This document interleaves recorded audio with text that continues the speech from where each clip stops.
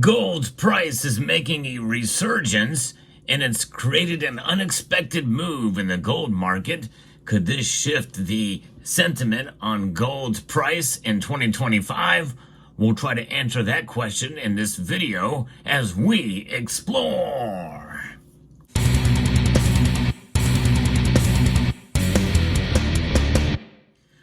The one thing that we can rely on, and that is the unreliability of the precious metals markets in general. And gold in particular has been on a tear through 2024, and likely in 2025 we're going to see gold's price stay in the area where it is now, maybe pull back a little bit. But this news has created an unexpected shock in the gold market that could shift the tide.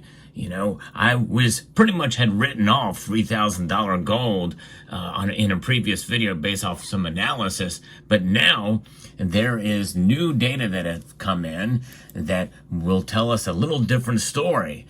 I'm going to be referencing a piece here from Bloomberg that tells us about the race to accumulate gold like never before. It's not slowing down by central banks around the world, which have added to their stockpiles to help shield against external shocks in an increasingly uncertain world. But few regions are going about it with quite as much gusto and fanfare as Eastern Europe. You know, when we think about central bank buying, we think of many nations in the East, especially China and the members of the BRICS nations. But in Eastern Europe, it is really picking up there. And it's not really being talked about a whole lot. However, our incoming Treasury Secretary has made mention of it in a recent interview, a video that I did not too long ago. And I think that is something to keep an eye on, especially as we head into next year. Unless Michael, governor of the Czech National Bank, recently inspected bars stashed in the Bank of England's vault in London. His counterpart in Poland, Adam Glapinski, boasted about joining their exclusive club of the biggest gold owners. President Alexander Vučić repatriated Serbia's gold to Belgrade for a region that's been laid to waste by wars in the past and now has another one raging on its eastern flank. Hoarding gold as a safe asset may be more prevalent than elsewhere. Indeed, Poland, the world's largest gold buyer in the second quarter, has cited risk connected with Russia's invasion of Ukraine as a factor in its strategy. The prospect of trade conflicts with the U.S. as Donald Trump returns to the White House, as well as the ongoing conflict in the Middle East, have compounded those risks.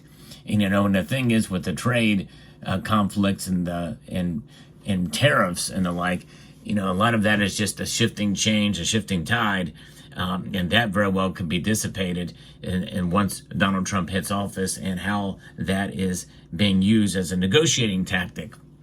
But Michal, who has led Czech's monetary policy since 2022, has been a proselytizer for gold purchases and diversification of national reserves. His central bank now has total investment holdings worth almost half the nation's gross domestic product. Wow, that's big. That's for sure, with gold playing an increasingly important role. And this is something that is shared with other nations around the region as well, too. And so gold is much more than just an asset of the East as a way to protect yourself. The one thing about Eastern Europe compared to places like India and China and the Middle East in general is gold is not quite as ingrained in their culture as it is in nations of the East, but that could be changing.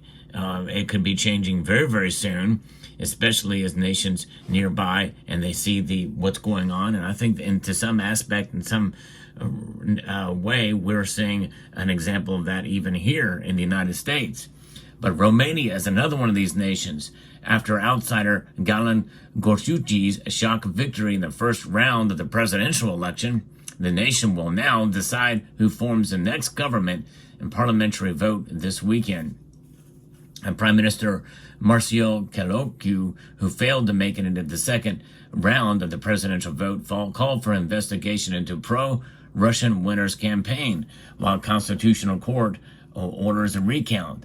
And so that it very well could lead to another nation that might pick up gold to hedge against what could be coming with the Russian threat.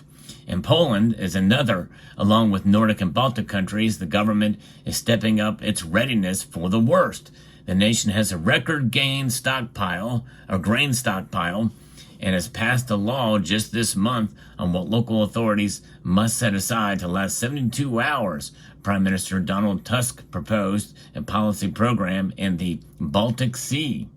And of course, we know Ukraine, President Volodymyr Zelensky wants more air defense against Russia's relentless bombardments. And now the requests have mostly been aimed at the U.S. with Donald Trump headed back into the White House.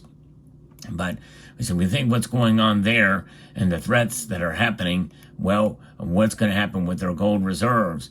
Czech Republic, the intelligence chief, Michael Kadugulka, said in an interview that he's warning allies that pushing Ukraine to accept significant concessions to end the war with Russia would only embolden the Kremlin. Of course, you know, the caveat to that is understanding how much money has been spent for Ukraine's defense, and much of that comes from the United States. And we've been spending far too much there with really not much to show for it, and it's not really been vetted. That money, just who knows how much of it has been wasted. One can only guess. Lithuania incoming Prime Minister Gantiatis Palukas said that in an interview he's open to restoring diplomatic relations with China 3 years after a dispute over ties with Taiwan led to a standoff with Beijing. So we'll see.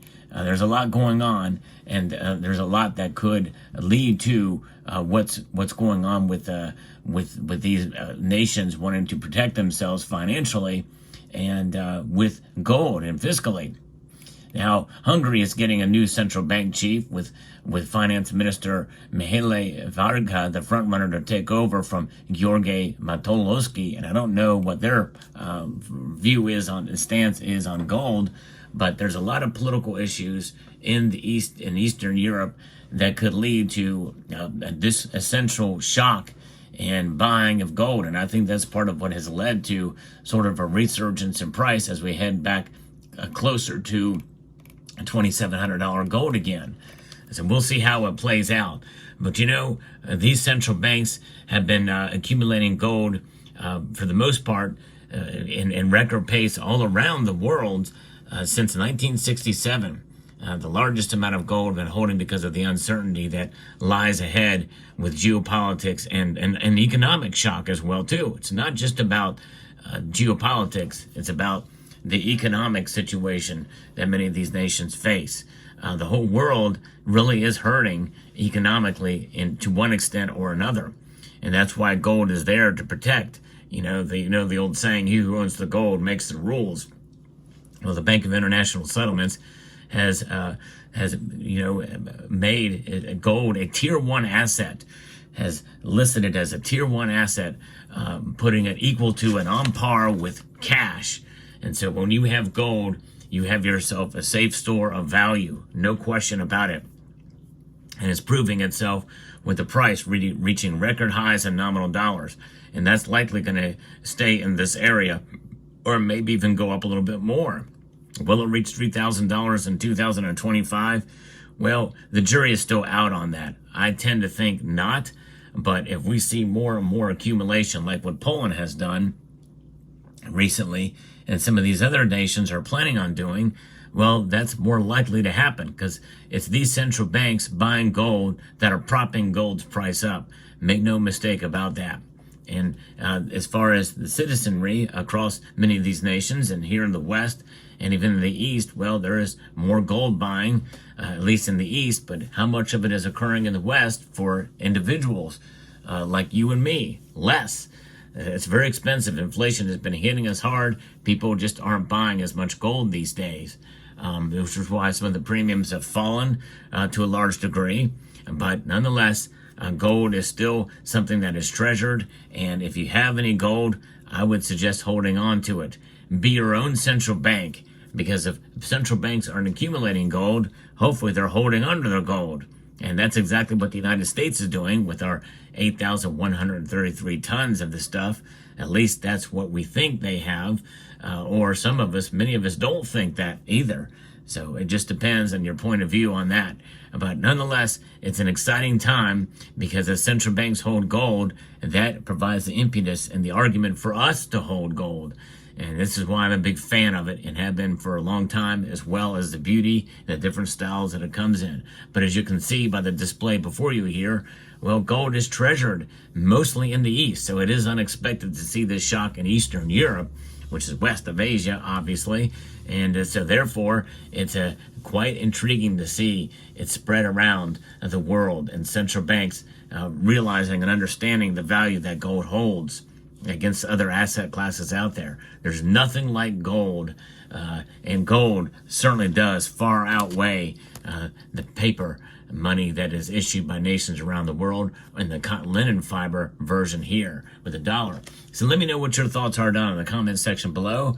Hope you found this information informative, insightful, and educational. I'd like to extend a multitude of gratitude to each and every one of you for taking the time to watch, and to encourage you to please rate, share, comment, and subscribe.